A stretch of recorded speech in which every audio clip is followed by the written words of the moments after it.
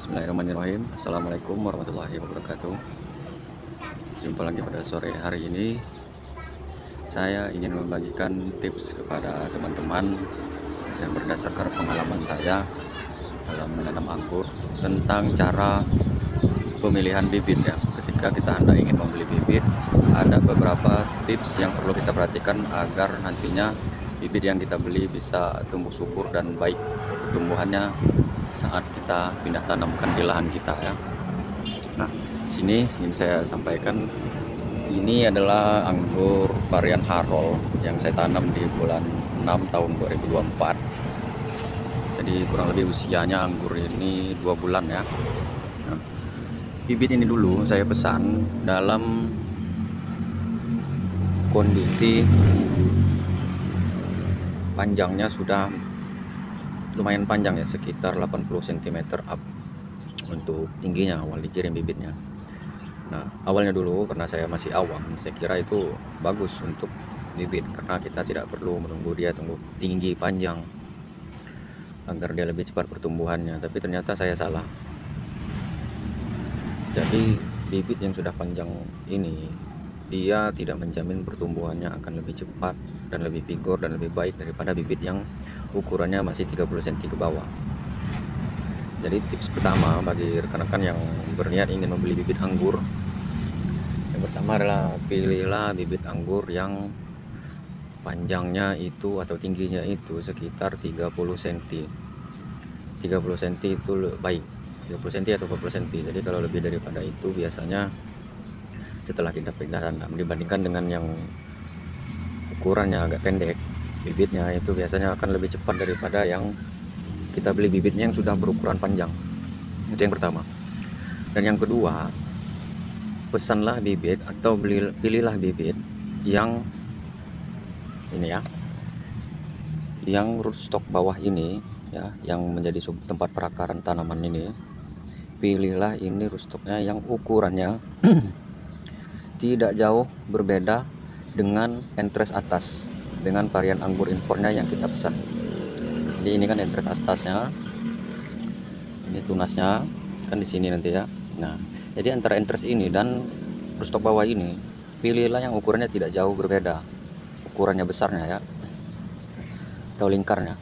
Kenapa? Kadang-kadang di penjual itu rootstock bawah ini terkadang ukurannya ada yang sangat besar. Jika dibandingkan dengan entres bawah atasnya ini, itu sangat jauh berbeda selisih ukurannya. Akibatnya apa? Ketika kita tanamkannya di lahan kita, akibatnya antara entres dan rootstock bawah ini dia akan sulit menyatu seperti ini. Nah, ini kebetulan kemarin saya beli bibit, ada beberapa bibit, dan salah satunya ini ukuran rootstock bawah ini dengan entres atas ini dia tidak jauh berbeda.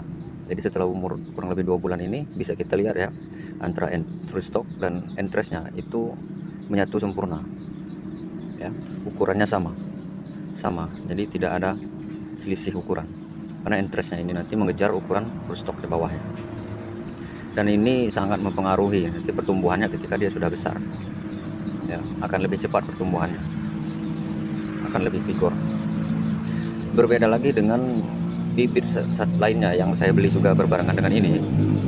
Rootstock bawahnya ukurannya sangat besar dibandingkan dengan entres atasnya. Jadi saya kasih contoh ini pada bibit saya dengan varian, nah ini dia, dengan varian Anuta ya. Jadi bisa kita lihat teman-teman perbedaannya. Nah, ini waktu itu ukuran rootstock bawah ini sangat besar dan berbeda, dan ukuran entresnya sangat kecil. Jadi setelah umur 2 bulan seperti ini bisa kita lihat rootstock bawahnya ini hanya hidup dengan sebelah batang saja ya. Kita lihat perbedaannya. Yang sebelah kiri ini mati, dia berwarna hitam ya, jadi tidak hidup. Ini mati ini. Nah, sebelah kanannya ini masih terlihat agak coklat ini. Nah, ini yang hidup. Jadi pohon anggur saya yang ini dia hanya hidup ditopang dengan sebelah rootstock saja ya. Sini bisa kita lihat sangat jelas lagi perbedaannya. Dan sambungannya ini, graftingannya ini Ya seperti ini modelnya, dia sulit menyatu, dia tidak menyatu sempurna. Ini kemarin saya lepas plastik pembungkusnya, saya lepas, dan entrennya ini memisah dengan rooftop bawahnya. Makanya saya jadi ikat dengan tali rapia ini ya, agar dia lebih menyatu lagi. Nah ini masih saya ikat, saya belum berani lepas karena saya takut nanti dia memisah lagi seperti kemarin. Jadi saya tunggu nanti ini kambiumnya berhidup, bergerak lagi, agak sedikit menutup daripada rooftopnya ini nanti. Jadi setelah ini nanti interestnya ini nanti menutup dan lebih menyatu, lebih erat lagi dengan rooftop bawahnya, baru tali rapianya saya lepas, atau saya biarkan saja sampai rapianya ini lepas sendiri, karena termakan usia ya. Tali rapia kecil ini kan dia, saya rasa tidak akan lama sekali untuk putus dengan sendirinya atau dengan rapuh, nanti dia akan rapuh dengan sendiri. Jadi itulah bagi rekan-rekan pengalaman saya dalam membeli bibit. Jadi pengalaman saya dalam membeli bibit yaitu, yang pertama, tinggi daripada tanaman itu, bibitnya itu nanti jangan terlalu tinggi, pilihlah yang 30 cm maksimal, itu sangat bagus dan pertumbuhannya vigor, daunnya sehat ya, dengan ditandai pucuknya yang aktif.